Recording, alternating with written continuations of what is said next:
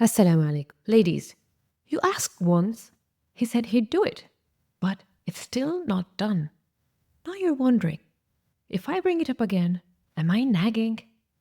Let's talk about that. Because so many women are walking on eggshells just to avoid sounding like too much. There is a difference between nagging and needing to follow through. Nagging is when reminders turn into anxious repetition. It usually happens when you've asked kindly and have been ignored. And even though your tone stays soft, you start feeling agitated. Let me show you what that actually looks like. Imagine this scenario. The guest room lights are out because the light bulb needs changing. Your husband promised you. He said, I'll change it this weekend. It is now Saturday morning. The weekend has just started. And you go to him and you say, honey, don't forget the guest room light. It is still out. And he says, yeah, I remember. I'll get to it. And 3 hours later, you come back and you tell him, it's still dark in there. Are you sure you're going to do it today? Then afternoon rolls in and you gently say, should I just do it myself? It's fine, I'll figure it out. Now he gets frustrated. Can you just let me do it when I said I would? Now here, you weren't mean, you weren't loud, but the reminders came from your impatience. That's what turns it into nagging. So here, in fact, you were nagging. But then let's consider another scenario. Here, you talk to him and you say, love, can you take the trash out when you get a chance? And he says, yeah, I'll do it in a bit. And then 2 hours later, it's still there.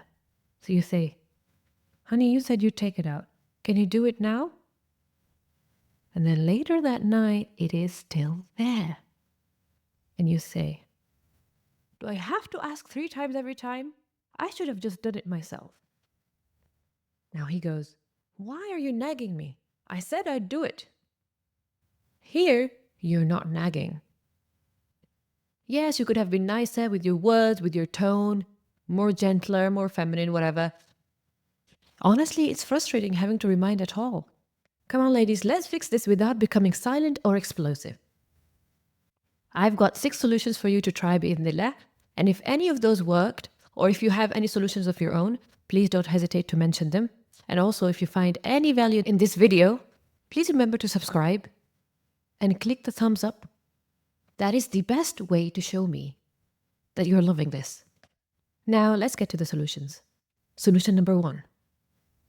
Give the reminder responsibility back to him. So you say to him upfront, honey, I don't want to be the wife who reminds you over and over. So if it doesn't get done, I'll have to remind you. But please don't make me have to. Now, if the task is not done and you have to remind him again, then the responsibility doesn't fall on you. It falls on him. He can't tell you, oh, you're nagging, because he has the solution now. If he didn't choose the solution, then he chose the reminder. But you know what's even better? Solution number 2. Give a clear deadline. So instead of saying, can you do this soon? Say, can you please take care of this by Friday? Let me know if anything changes. Now you have created a mutual agreement. Now this avoids the gray zone where later meets never. And it also gives you permission to follow up after the deadline without guilt. Solution number 3.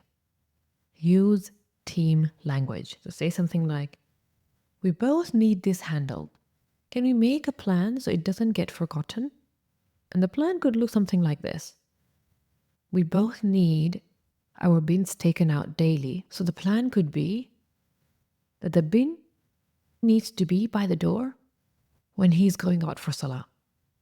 He'll just grab it on his way. Now this is a shared responsibility. It is an actual plan where you need to make sure that the bins are by the door just before he gets out for salah. And he needs to do his part to take them out every day. Solution number 4, pre-agreed on reminder system. Say this. Life gets busy if it slips your mind, are you okay with me reminding you once after 2 days? Now this turns a nag into a pre-agreed prompt. You are working with his forgetfulness, not against it. And if that didn't work, now the solution number 5 is to let natural consequences play out. Sometimes the best reminder is no reminder. For example, he promised to fix the wobbly shelf. You stay silent. It collapses. He's frustrated. But now the reality reminds him louder than you ever could. You didn't shame him. You just let the consequences do the talking. Now this only works when it's safe and low stakes. It doesn't work with emotional needs. Just so you know. Solution number 6. Name the pattern, not just the task. So instead of listing all the undone things, say, I've noticed I often have to follow up more than once. I don't want this to become a cycle between us. Can we figure out what's making it hard to complete the first time? Now this turns the conversation from nagging into growth. You're working together to figure out his weaknesses around this area so you can both deal with it in a much better way.